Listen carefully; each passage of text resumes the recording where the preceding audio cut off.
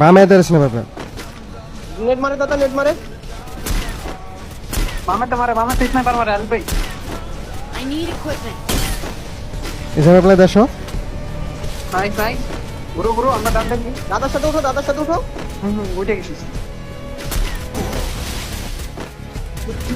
দাঁড়া আরে সেরা। ড্যামেজ একটা ড্যামেজ আছে, ডাইরেক্ট ড্যামেজ। আরে একটা ডাউন আছে ভাই। Last room. দেখো down. Nice last last nice দেখো। ওরে বড়া।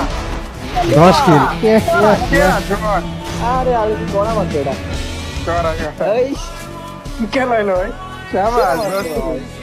একটু বেশি হতে পারে বা নাও হতে পারে যদি এর মধ্যে প্রান্ত শটিং এ ঢুকার চেষ্টা আলিফের জন্য একটু হার্ড হয়ে যেতে পারে স্নাইপার চার্জগুলো করা, কারণ যেইভাবে জোনটা ক্রিয়েট হয়েছে সেখানে দেখা যাক মানিক গেমিং এর পজিশনটা ভালো, মানিক চাইলে একটা ডাউন করতে পারে, শটগুলো কানেক্ট করছে মাহফুজের উপর, মানিকের কাছ থেকে আলিফ সেখানে করবে মানিকের উপর চার্জ ট্রেভাল ইউজ হয়েছে, বাট 4v4 ব্যাটেলে সেখানে মানিক খানিকটা হিল করার চেষ্টা। এই মুহূর্তে M79 এর ইউজটা হয়তো বা যদি হয় তাহলে বাংলাদেশ টপানের জন্য একটু প্যারাদায়ক হবে। বাংলাদেশ টপান 19 এলিমিনেশন নিয়ে শর্টিং এ ঢুকার চেষ্টা, সেখানে প্রথম ডাউন আলিফের কাছ থেকে আসছে, ফাহিমকে করে ফেলা হয়েছে ডাউন।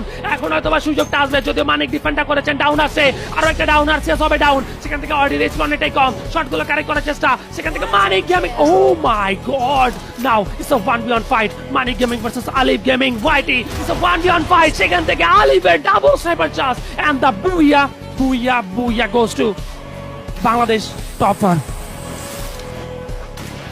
ভালো বুইয়া এই মুহূর্তে বাংলাদেশ টপার ফিনিশ করেছে।